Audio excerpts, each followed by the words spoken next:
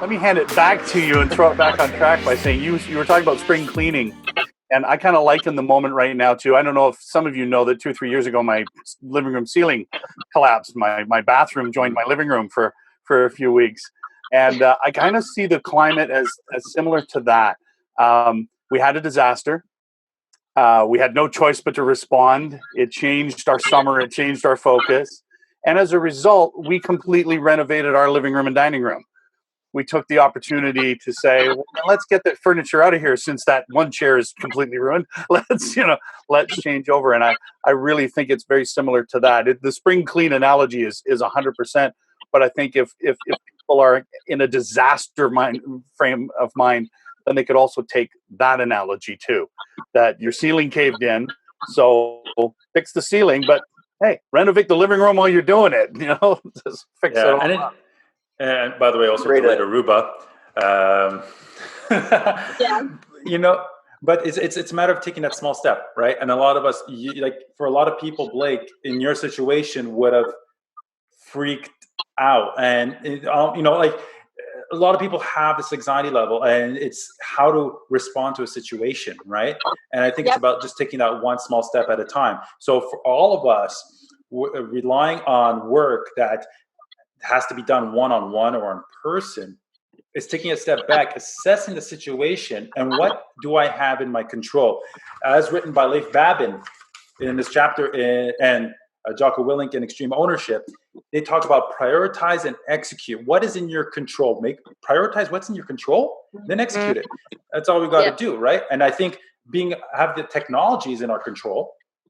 And the ability, not the internet's not in our control, but we are able to get our message out there still. Yeah. It's really in all aspects of life, in every area, not just right now with the pandemic that's happening. I made a video about responsibility, and if you break it down, it's our ability to respond to what's happening around us, within us, and everything. And just taking time to understand what's happening within us, how we're responding inwards. Are we getting aggravated? Are we getting irritated having to be inside, and now we're getting frustrated with our spouse a little bit faster? Just understanding all of those things. How are we responding to right now, to the present moment, to what is in our control and what is not in our control? And then we all have so much different abilities within us that we can grab hold on and create opportunities. I have the ability now to work on my 8-week mastermind that I'm building, on getting full to self-flowing. I have the ability to take my dog for longer walks, let her run a lot more, where normally I'm gone throughout the day. She gets walks with the shorts. Little things like that, just finding what's within our ability and our way to respond is very, very crucial. She's finally found time to talk to me. I didn't hear from her for the longest time. And I finally had the opportunity to talk to you, Blake. What's that? We finally resurrected the idea of the coaches roundtable. Well, I know. Yeah, like I said, look what it took. But that's it, right, Candice? I mean, it's the way we respond to it. I think all of us on this screen right now, we have one person in common, or two people common, who remind us of resilience every day, and who has given us the foundation, who have given us, those two people, the foundation to be more resilient. And I guess we could all agree this. It's Sergeant Ken and Stephanie Weicker. Those are the main people in our lives, and that's what we have in common. That's how we all met, except Patrick, I met you through Mark, but I'm always the odd man out. It's okay. But we all have. And I met you, Patrick, through online dating. That's right. The blue shirt group. The blue shirt. It's a follow-up to the Blue Man Group. Blue beard. But that's the thing. So it's resilience, and and you said something, Patrick. You said half of a quote I usually say, and you guys know this already. What you go through, you grow through.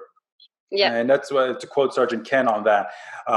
So I mean, we have a lot of great content here, a lot of amazing points, and information that could help a lot of people get through this. Also, just to see what they can do next, to take that next step forward. Just to recap, we talked about the resilience, expressing gratitude. And Patrick, you didn't say it, but I'm going to quote you: having a max flex mindset, right? Work with what's in your control. That spring cleaning, assess the situation. If something, now's the opportunity to document, write down what you can do. What happened in the past week? What did you do? What was your life like 2 weeks ago? And write it down. Don't just think about it. Write it down. Writing provides clarity. Clarity precedes genius. And Patrick, you know who said that, right? So that, to quote Todd Durkin, I'm quoting a lot of people today. But I find another really good thing right now that I feel that everybody needs to understand, because I don't want anybody to leave listening here or watching this feeling that we ourselves are not feeling the pressure, the scarcity, the fear, and the uncertainty. I want people to understand is what we're trying to help you guys with is honoring those feelings, those emotions, honoring what it's bringing up within you, and honoring everything that is allowed to be happening right now, and understanding that when you can feel what you're feeling and understand what is pure fact. And I get this from Peter Crone. I don't know if any of you guys follow him. He is phenomenal. He really just talks about life in a very profound way. And when we really can just stop and breathe and understand that right now, in this extremely present moment, if we just close our eyes and take 3 deep breaths, if we can answer either yes or no to the fact that are we safe right now? And you can only answer yes or no.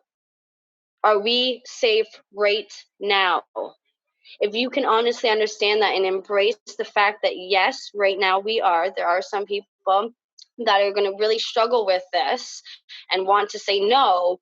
But right now, if I close my eyes, there is nothing around me that is going to harm me.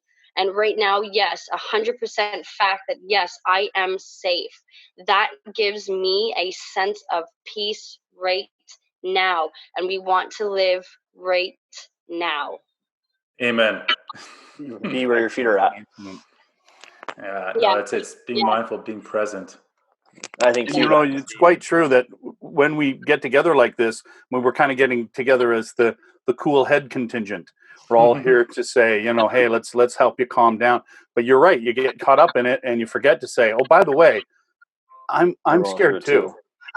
I'm not dealing with this as cool as I look right now. It's we don't want people to say, hey, be like me and don't worry about anything. No.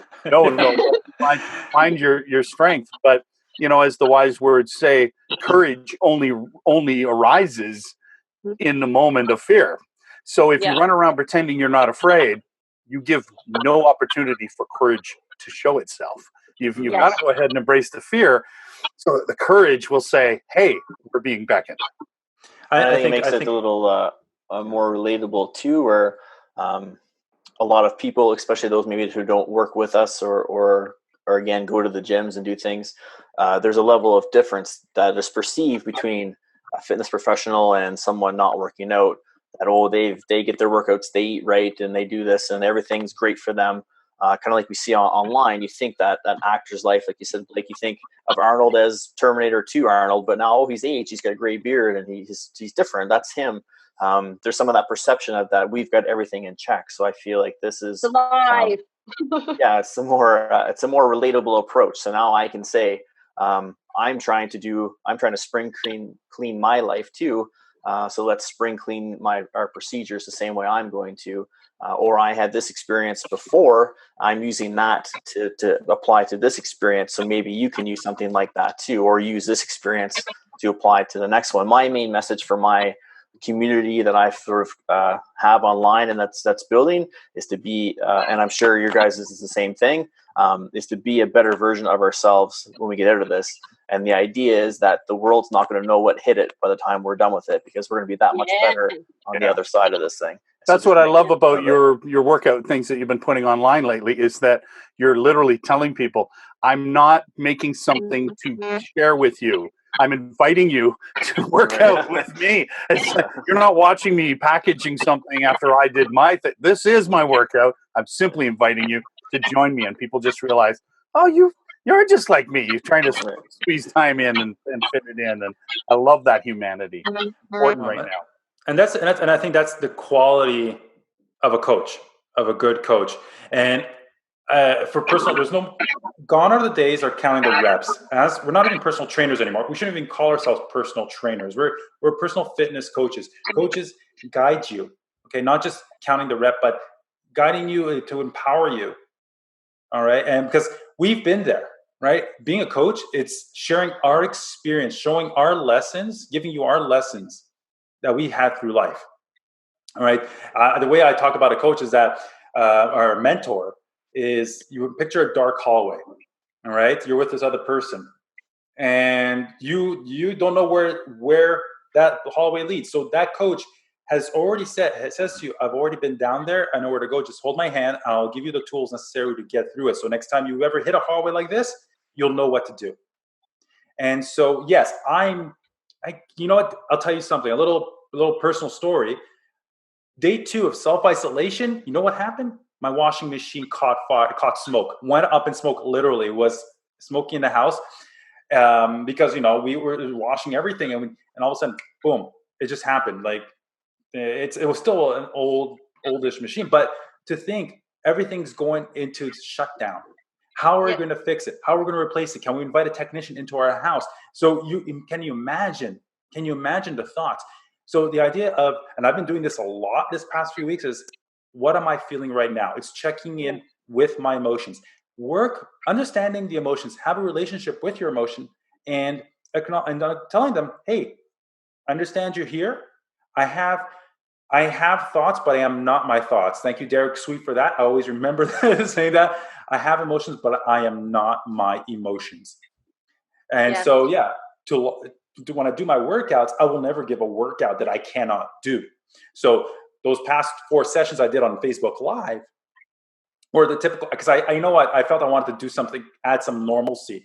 So not only did I want to share it with my current athletes, but I said, you know what, let's share it out there and give them the opportunity to experience that online feel. But at the same time, it was my workout.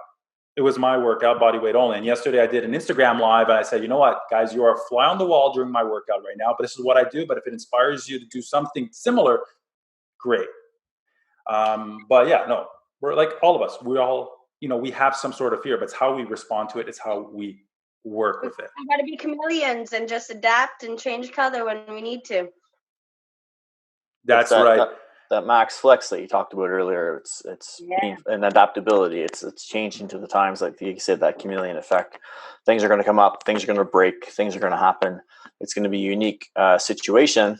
You just have to kind of make the most of it. I'm sure if you couldn't have fixed your washer situation, you would have found something to do. You would have used a kitchen sink to wash your clothes in and hang them up, or sew new clothes, because I know you're very good down with a thread and needle, bathtub, stomping them clean. And one of the things, kind of back to that max flexibility that came to me for those who didn't listen to me on the Mindfully Resilient podcast, which you should. It was a great episode, Candice, as well. That was a great podcast, by the way, the Mindfully Resilient podcast. I like it. Right, that's good. So I had the privilege of working for our military for 10 years, part of which was doing a deployment to Afghanistan. So in that zone, we're limited. Supplies are limited, resources limited, things are supposed to come, they don't come. Plans change, something happens operation-wise that changes the operations of the base and what we can offer. So we had to be maximum flexibility, because they could come over and tap me on the shoulder right here and say, you've got to get off that right now, something's going on, or our comms could be just cut off just like that. And then I have to find a different way to get through the day.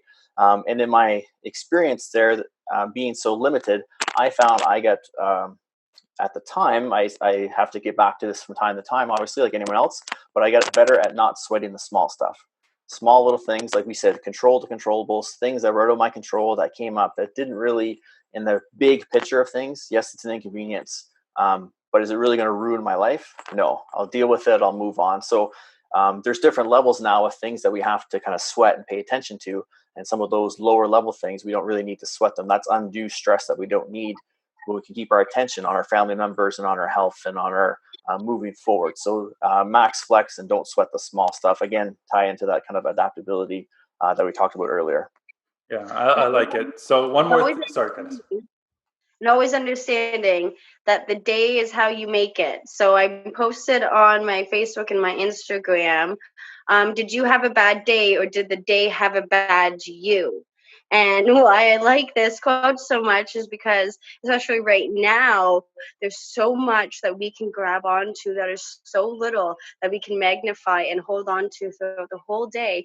And this beautiful day that is so out, like the sun is out, the weather's nice, you could be going out for walks with your family, but instead you're holding on to the fact that the milk spilt and you can't put the milk back in the bags. So are you having a bad day or is the day having a bad you, is a quote that I always like to hold on to and just keep in mind. Well said. That's amazing. That's amazing. Except if I spill milk, I really don't want to go to the grocery store right now. So we're gonna cap it off. So I just want to summarize everything. Thank you very much, and for those watching, listening to this, I hope you enjoyed this. A lot of great words. Remember to write down, do that summary of your past week. What did you do? What did you do differently from your daily routine? Did you do anything different? Write it down. Write down whatever you're grateful for, whatever the smallest thing that you're grateful for, and smile. Show some teeth. All right. So before we end this, coaches, the consortium of coaches, any last words? I just have to say, I'm for the rest of the day, I will be seeing the vision of Joseph down at the river washing his clothes, like the little washerwoman. Yeah, it's stuck in my head now. I may dream about that. You and me both, buddy. Try wringing out bath towels. That's fun. Really works the forearms. I think my kind of closing, just to kind of build on what we've all said and just to kind of tie up, is that if you need something, reach out, regardless of what it is. If it's physical training, if it's mental health, if it's a meal plan, if it's someone to talk to because you've had a really garbage day, reach out to someone, text them, call them, whatever. Or if reach out to someone, maybe they need you to reach out to them because maybe they're having a garbage day and they just need to get something off their chest and talk or have a laugh and have a good time. So there's so many resources online that's there, but never forget the power of a personal conversation to reach out to someone. So if you feel you need to, if it's a coach, if it's someone you follow online, even send them a DM. Sometimes they'll get back to you, or they'll see it, or maybe just that getting it off your chest will help you feel better. So I'll reach out in this it's a weird time, a different time, make the most of it. But 100%. Reach out. My final point is also right now is a very, very big time for us to show kindness to everyone around us because we're all going through something. We're all going through it differently. There are families out there that have doctors as husbands, wives, sisters, aunts, uncles. We have people that have husbands, wives going to deal with people at grocery stores. So reach out, show kindness. It's number one. It's free. We can all give it, but also show love to those that are making it all possible for us to stay at home. Definitely. Right. I just wanted to say a quote that I borrowed it, but I also refined it. So I take half ownership on this quote. And that is that right now is the time to remember that social media still has the potential to be our worst enemy. Mm-hmm. But for the first time since the early conception of it, in my opinion, it has the potential to be our very best friend. Regardless of how you feel about technology right now, is a time to recognize that if this crisis had hit us even 10 years ago, we might have been in a very different position. We certainly wouldn't have had this consortium. There are a lot of things. There are uplifting videos we see every day. I was crying watching that lady shooting all the ambulances and the fire workers coming out and applauding the doctors to keep them. I'm getting all lumped up talking about it. We wouldn't have had that. I wouldn't have seen that. The news wouldn't have bothered covering it because it wasn't death and tragedy, you know. So social media has a power that we can wield if we choose to really help us get through this. And I guess, remember, social distancing was the stupidest word ever invented in history. It's physical distancing. Please don't social distance. People need you. Yeah. And I'm hugging you right now, man. I'm hugging you right now. One thing I like about the social media, I find, is it gives me control of what I take in as far as news and information and that sort of thing. If I see someone's post that I don't really want to read, I kind of go past it, or I give them a little mute for a few days. And I can pick the news sources I want to use. So I find for me right now with social media, it gives me a better choice, because sometimes I find with the news channels, there's too much text scrolling and someone speaks and then six talking heads like us discuss it and debate it or ask the same questions over, and it just gets repetitive. So I do find social media good that way as well, having more control over what I take in as far as information and sources and that thing as well. Everybody should do it, and I think everybody has been saying that online is limit the news. Okay, and don't even watch news before bed, because it's just going to work you up. You want that quality sleep to stay healthy. Okay. Anyway, thank you very much. Thank you very much once again, guys. This was a great first shot of the consortium of coaches, aka the Coaches Roundtable. So thank you very much once again. Everybody have a great day. Don't forget to Thank you. Thanks, sir. We'll do this again soon. Yeah, yes, thank you. Thank you.